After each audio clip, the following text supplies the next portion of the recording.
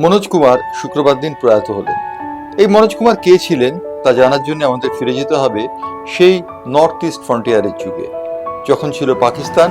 সেই পাকিস্তানের অ্যাবোটাবাদে জন্মগ্রহণ করেন এই বিশিষ্ট অভিনেতা, যার নাম ছিল হরিকৃষ্ণ গিরি গোস্বামী।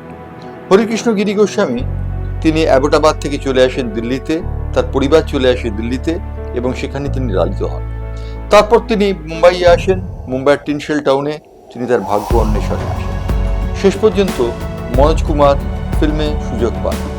তার প্রথম ফিল্মটি ছিল, যা হিট হয়নি, ছিল একটি ফ্লপ। পরবর্তীভাবে মনোজ কুমার দেশপ্রেম ভিত্তিক বিভিন্ন ছবি বানিয়ে রীতিমতো সাড়া জাগিয়েছেন। কে ভুলতে পারে উপকারে তার সেই গানটি, মেরে দেশ কি ধরতি সোনা উগলে উগলে হীরা মোতি। লাঙলের ফলার সঙ্গে মনোজ কুমারের একটা অদ্ভুত যোগাযোগ ছিল। তার জন্য লাঙলের ফলাকে তিনি বারবার তার সিনেমায় নিয়ে এসেছেন। মনোজ কুমার তার ছবিতে সবসময় শশী গোস্বামী বলে একজন চরিত্রকে রাখতেন, যিনি চিত্রনাট্যকার হতেন। পরে জানা যায় এই শশী গোস্বামী হচ্ছেন মনোজ কুমারের স্ত্রী।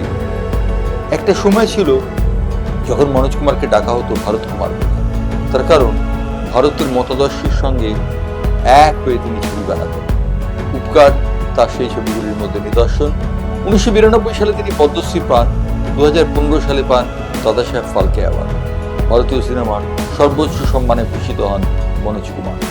সেই মনোজ কুমার প্রয়াত হলেন 87 বছর বয়সে। আজকে ভোরবেলা তার মৃত্যু হয় কোকিলাবেন হাসপাতালে। এই হাসপাতালটি ছিল আন্ধেরিতে।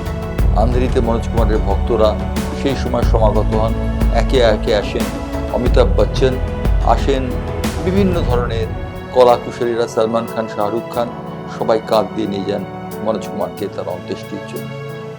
মনোজ কুমার ভারতীয় সিনেমার এক উল্লেখযোগ্য চরিত্র। মনোজ কুমার সম্পর্কে বলা হয়ে থাকে যে তিনি সারা জীবন ধরে দেশপ্রেমের উপর ভিত্তি করে ছবি বানিয়ে গেছেন।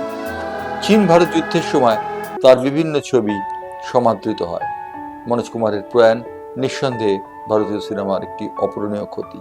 তিনি এখন সিনেমা করতেন না ঠিক কথা, কিন্তু তিনি ছিলেন অনেক তরুণের আদর্শ। পাঞ্জাব থেকে উদ্বাস্তু হয়ে তিনি এসেছিলেন ভারতবর্ষে। পাঞ্জাব মানে পাকিস্তানের পাঞ্জাব। অ্যাবোটাবাদ থেকে তিনি এসেছিলেন ভারতে এবং সেখান থেকে তিনি ভাগ্য অন্বেষণে আসেন মুম্বাইয়ে। মুম্বাইয়ে তার ভাগ্য তাকে সাথ দেয় এবং তিনি হয়ে ওঠেন বলিউডের অন্যতম সেরা তারকা। এই কথা সত্যি যে রাজেন্দ্র কুমার, রাজ কাপুরদের দাপটে মনোজ কুমার কিছুটা নিষ্প্রভ হয়ে গিয়েছিলেন, কিন্তু তা সত্ত্বেও তাঁর ছবিতে তার উল্লেখযোগ্য ভূমিকা ছিল বরাবর।